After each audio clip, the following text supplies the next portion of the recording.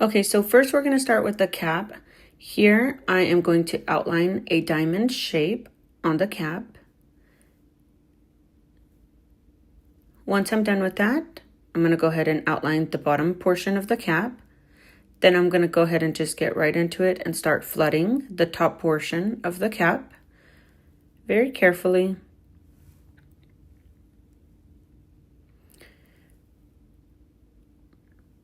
Here I am just cleaning up the edges. I kind of overfilled it, as you can see. We're going to let it dry, let it crust over. Once we do that, we can add that little circle on the top and then start flooding the bottom section of the cap.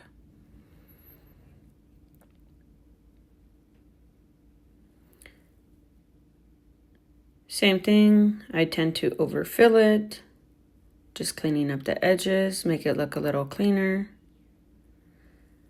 Okay, so now I'm going to go ahead and add the tassel. I'm going to work with 3 lines. I'm going to let it dry a little, crust over, give it about a minute or two, put it in front of a fan if you need to, so that, it could kind of dry a little quicker. Then you can go over and make an additional lines in your other color. In mine, here it's white.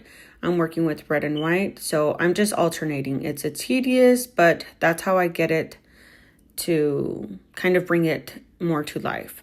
And you just keep doing that until you achieve whatever you're going for. If you want it to be fuller, just keep going over and over. But remember to take it in sections.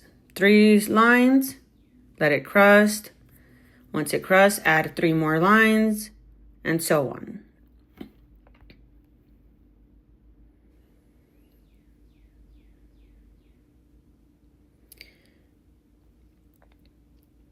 And that's how we get this look.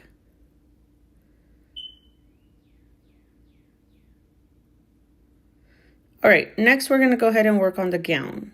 Here I'm going to outline my gown, as you can see, and I'm splitting it in half. As you can see, I put a line down the middle. I like to make it 2 sections, the gown. So once we do that, we're going to go ahead and start flooding it in. And same thing. Once we're done flooding, we're going to wait for this section to crust over and let it dry a little. And then we can go ahead and start flooding the next part. So here I had already let it crust, and now we're going in to flood the other part of the gown. Once we're done flooding, again, wait for it to crust over, let it dry a little. Once it is dry, we can go ahead and add either cords or stoles or whatever it is you want to add to your gown. I'm going to go ahead and add a stole here. And I'm going to go ahead and just outline and flood. The other side, the other part of the stole.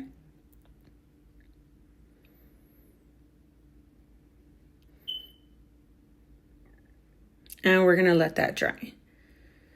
Next, I'm going to go ahead and get my red icing, and I'm just going to add little lines to the gown. Again, I'm just trying to bring the gown more to life, adding little details, and that's pretty much it. You're done.